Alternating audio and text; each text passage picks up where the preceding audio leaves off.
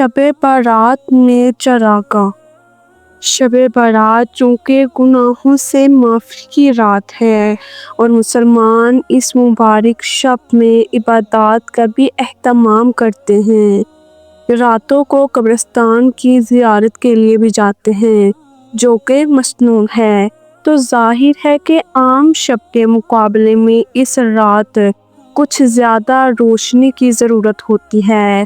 قبرستان عام دنوں میں راتوں کو تاریک ہوتے ہیں، روشنی کی کوئی حاجت بھی نہیں ہوتی، لیکن شب برات میں زیارت قبور کی وجہ سے لوگوں کی آمد و رفت بھی ہوتی ہے، اس لیے وہاں روشنی ضروری ہے۔ یوں ہی مساجد میں بھی عام دنوں میں عشاء کی نماز کے فوراً یا کچھ دیر بعد روشنی بجھا دی جاتی ہے یا بہت معمولی سا کوئی بلب جلا دیا جاتا ہے۔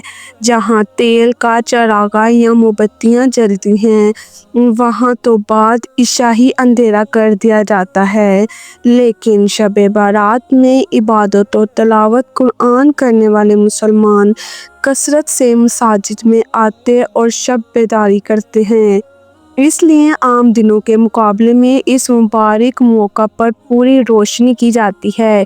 یہ کوئی ایسی چیز نہیں کہ اس کو بدعت یا ناجائز کہا جائے۔ اگر بلا وجہ روشنی کی جاتی ہے یا روشنی کرنے ہی کو اس شب میں کوئی خاص اہمیت دی جاتی ہے تو یقیناً غلط ہے کہ اس مبارک شب میں روشنی کرنے کا کوئی حکم نہیں۔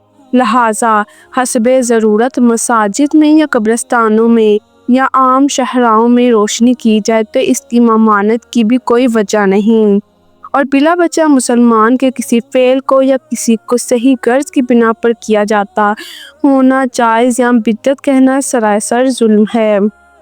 شریعت اسلامیہ اس کی ہرگز اجازت نہیں دیتی۔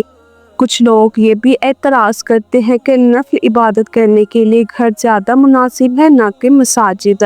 ان کو معلوم ہونا چاہیے کہ اس زمانے میں گھروں کے اندر عبادت کرنے میں ہرگز وہ سکون اور اطمینان نہیں مل سکتا جو مسجد میں نصیب ہوتا ہے۔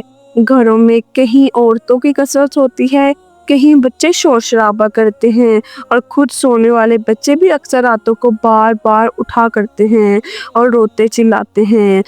کچھ بچے یا عورتیں سوتی ہیں تو ان کی وجہ سے مرد کو بھی عبادت میں چستی نہیں ہوتی، بلکہ ان کو دیکھ کر سونے کی خواہش پیدا ہوتی ہے، جبکہ مساجد میں ایک جشن کی وجہ سے آدمی غفلت کا شکار نہیں ہوتا اور دوسروں کو دیکھ کر عبادت میں ذوق اور شوق بھی پیدا ہوتا ہے۔ لہٰذا مساجد ہی میں عبادت اور تلاوت بہتر ہے نہ کہ گھروں میں۔ اس کی مثال بالکل ایسی ہے کہ سنت اور نفل نمازوں کو گھروں میں ہی پڑھنے کا حکم ہے اور مساجد میں بھی جائز ہے، لیکن اس زمانے میں عمل اسی پر ہے کہ لوگ نوافل مساجد ہی میں ادا کرتے ہیں، اور اس زمانے میں یہی مناسب ہے۔